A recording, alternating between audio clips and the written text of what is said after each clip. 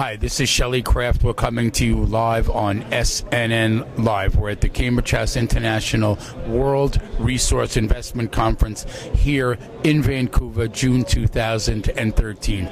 I have with me David Morgan, The Morgan Report. He's a speaker, silver-investor.com. Ladies and gentlemen, let's find out what David Morgan has to say. How are you, David? Shelley, I'm great. Thank you for having this interview with me. It's good to have you. So, what are you speaking about at this conference? I'm speaking about silver, the market ahead. What most people might not know is that, one, the biggest question, I think, is the silver and gold market over? You see a lot in the mainstream press about bull market's over, move into equities. You kind of hear that almost daily. And the bull market is not over. In fact, what really took place in the last bull market was gold went from basically the $35 fixed price to almost $200, down to $100. It took about 3 years for it to get back up to $200.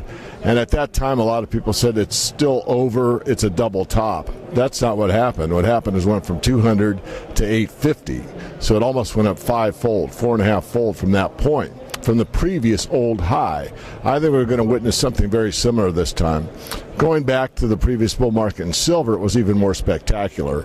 If you were in the silver market from the time that we went on the fiat standard, where we took the silver out of the coinage in 1965, and bought silver at the monetary price of $1.29 per ounce and held it all the way to the beginning of 1979, you would have made $1.29 to $6. So you would have made roughly 5 times on your money. But if you were a speculator or timer or just plain lucky, and you bought silver at the beginning of 79 at $6 an ounce, it went to 50 January 1980. So in 1 year's time frame, the market went up from 6 to 50, an 8-fold increase, where it took almost 15 years to get a 5-fold increase. So I've been prominently saying that 90% of the move comes in the last 10%.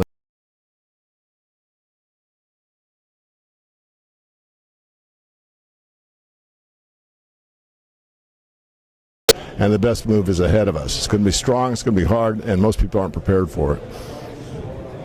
Good point. Now I'm going to talk to you like a guy, like just me and you together.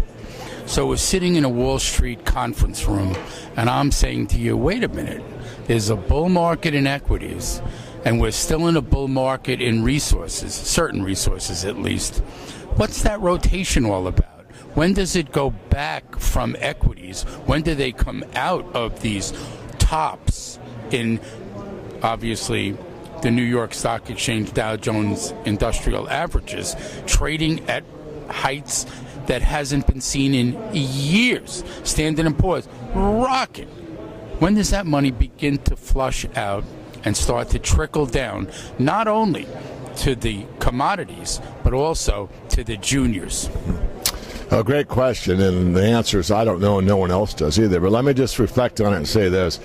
Gold is the most negatively correlated asset to the stock markets, and this is what we're seeing right now, right here, June 2013. Money's moving out of gold and moving into equities. That makes sense. Gold and equities go the opposite direction.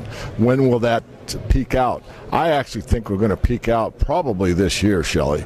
I think that the equities are overdone. They're overvalued in any metric you want to use. And I think it's one of those things that you see at the tops of most markets. A lot of job owning, a lot of feeding frenzy that comes on the mainstream financial press. People are willing to overpay for something that really doesn't have the value that they're paying for it. And I don't think it can last out the end of this year. So if I'm correct, what that implies is that 2014 is where you're probably going to see the switchover, where you're going to see gold start to move back up and the equity market starting to come down. What about the juniors? I don't want to leave them out, because let me tell you, they are left out right now. And there's been a big flesh out of all of those, not all, but a lot of them. So let's talk about them, because we're at a conference that caters to them. So let's give them a little time. Sure. Junior market is probably one of the most difficult, yes, the most exciting sectors to be in. I mean, this is not what I specialize in, but yet it is probably where I spend the most of my time. Why? Because it's really hard to find value. I just did one for the Morgan Report Mastermind series. This company has a market cap of $12 million. It has $10 million in the bank. You're basically buying this company for cash, for the cash value it has in the bank. What's its asset base? Over 20 million ounces silver defined by a 43101 and 100 million ounces silver equivalent. They're getting that basically for free. That's a junior company. That's a company that very few people know about. There are those opportunities here. You got to be able to ferret them out. Are all the companies here going to last the next 3 or 4 years? Probably not, in all honesty. Nonetheless, there are values, like I just stated, all over the place here.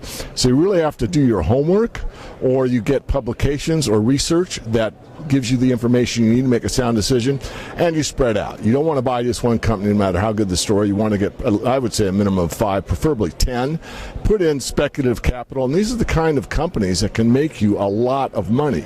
You have to get in and have a good attitude about it. To think you're picking the very, very bottom, no. It's bottoming here. It's a good time to get in. Can they go lower? Yeah, they might go a little lower. But looking back 3, 4, 5 years out, you're going to say, my goodness, you'll be bragging about what you bought some of these companies for in the future. I'm certain of it.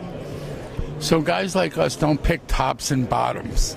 If we're close, we're good, correct? That's right. No, any professional wants to get within 20% of the bottom and 20% of the top. And even if you can do that, you're considered to be very, very good. Certainly, I've called the tops on the silver market pretty much all the way up so far. Doesn't guarantee I can do it again. My bottom picking hasn't been as good. And yes, we don't strive to pick the top or bottom. We do our best. We make our calls. Some are right, some aren't. But again, you want to be a professional. So that means as things are bottoming, you start buying. As things are topping, you start what's calling distributing or selling out. And that way you know that you're getting a higher price than you paid, so you've made a profit. And you don't sell it all because you know that perhaps it's going to go higher. So if you want to find out what company had a 12 million market cap with 10 million in cash in the bank, you have to go to the following website to find out. TheMorganReport.com. All one word, TheMorganReport.com. You heard it here second. Because you heard it on TheMorganReport.com first. Ladies and gentlemen, David Morgan of The Morgan Report. He's a speaker, and he is obviously the silver guru, no question about it. Silver-investor.com is another website. I'm Shelley Craft. This is SNN Live. We're at the Cambridge House International World Resource Investment Conference, June 2013 in Vancouver. David, always a pleasure to see you. Thank you, Shelley. Always a pleasure for me. You're welcome. Thank you.